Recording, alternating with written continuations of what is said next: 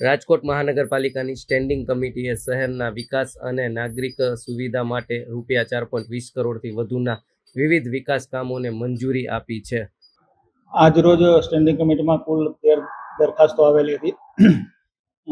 અંદાજિત લગભગ 4,20,00,000 જેવા કામો મંજૂર થયા અને દરેક દરખાસ્તો મંજૂર કરવામાં આવી છે. નહીં, એક પણ નહીં. થર્મોપ્લાસ્ટ વાળું જે છે રાજકોટના મુખ્ય માર્ગો, જેમાં ડિવાઈડરની સાઈડની લાઈનો હોય, ક્યાંય રોડ ક્રોસ કરવા માટેના ઝીબ્રા ક્રોસિંગ હોય કે નવા સ્પીડ બ્રેકર બન્યા હોય, તેમની ઉપર જે વ્હાઇટ પટ્ટા લગાવવાના હોય એમનું કામ છે ને રાજકોટના 3 ઝોનમાં કામગીરી કરવામાં આવશે. એમનો અંદાજિત ખર્ચ 1,14,00,000 જેવો છે. બંને આંગણવાડી વોર્ડ નંબર 3માં એમનો બંનેનો થઈને અંદાજિત 40 લાખ જેવો.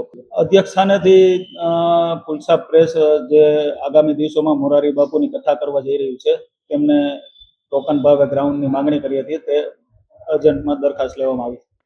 મુખ્ય માર્ગો પર રોડ માર્કિંગ, નવી આંગણવાડીઓ અને અન્ય વિકાસ કાર્યો સાથે રાજકોટમાં નાગરિક સુવિધા અને માર્ગ સુરક્ષા વધારવા મહત્વપૂર્ણ નિર્ણયો લેવાયા. સહયોગી યુવરાજ ચૌહાણ સાથે પ્રતિપાલસિંહ ઝાલા, ફૂલછાપ ડિજિટલ, રાજકોટ.